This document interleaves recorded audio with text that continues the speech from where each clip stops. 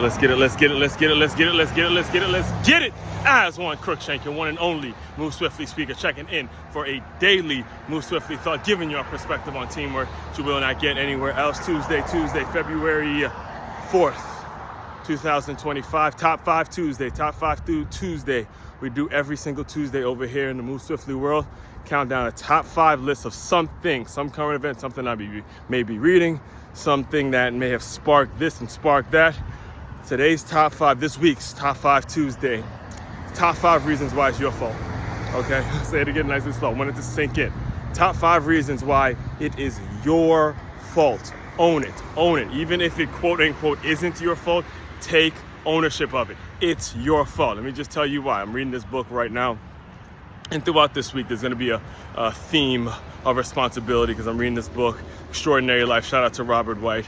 Talked about it last week when I was talking about choosing versus having to and stuff like that. But I'm on the part where he's talking about responsibility, and it's hitting some real actual triggers because it's so on point. When you are taking responsibility for it all, not blaming others, not talking about others, you got to take responsibility. And it's all about a mindset of making sure you say it's your fault. It will lead you into a better outcome. All right, so reason number 1, top 5 reasons why it's your fault. Reason number 1, I just sort of said it, but I'll double down on it a little bit as I jump on the live stream a little later. Well, not a little, about an hour from now.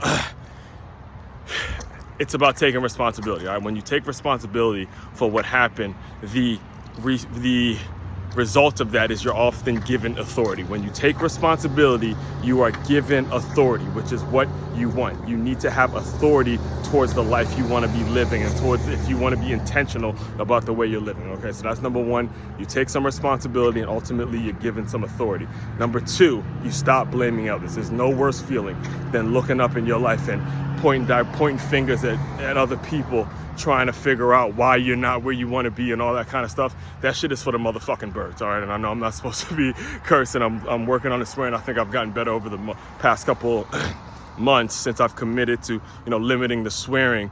But this point needs to hit home for everyone listening, okay?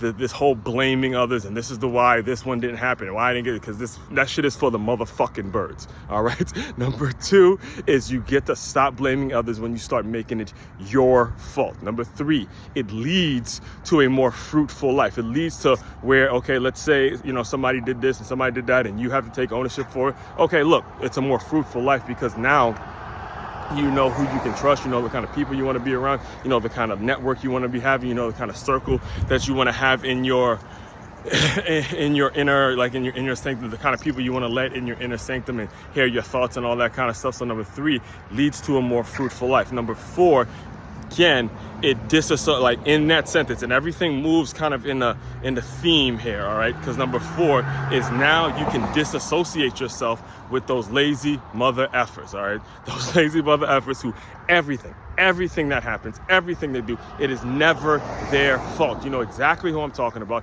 You know at least 6 or 7 people like that who no matter what happens in this world, no matter what they did, it's always somebody else's fault, always somebody else's to blame. Somebody else didn't do this, somebody else didn't do that. Those kind of people, you can slowly but surely disassociate yourself from those people. You do not want those folks in your life. And finally, number 5, it's the example that you set for the young people, all right? That's what it's all about, all right? Again, I think it's incredibly important that we understand that the world is moving forward. The world moves fast. Being someone that is around kids throughout the entire day, I see how fast they grow, see how much they actually pick up. And when it's important that you set the proper example of accountability and not blame this one and blame that one and blame this one and blame that one. All right, so that's it.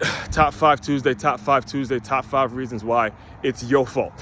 Top 5 reasons why it is your fault. Number 1, take some responsibility, and you're often given some authority into taking responsibility. Number 2, you stop blaming others for the things that happen, and you don't have to be kind of at the mercy of the decisions of somebody else. Number Number 3, it leads to a more fruitful life. You have the freedom to go and create the things that you want to create. Number 4, you disassociate yourself with those lazy MFers that everyone has to deal with in their life. And number 5, the example that you set for the young people. Again, be doubling down on this in a couple minutes here on the live stream. Main website to check out to dive deeper into all my work. It's makeyourmove.com. That's MakeYamove.com. One-stop shop for your teamwork and your self-development needs. As one Crookshank, your one and only Move Swiftly speaker checking out. You guys continue to move swiftly. We will talk more soon.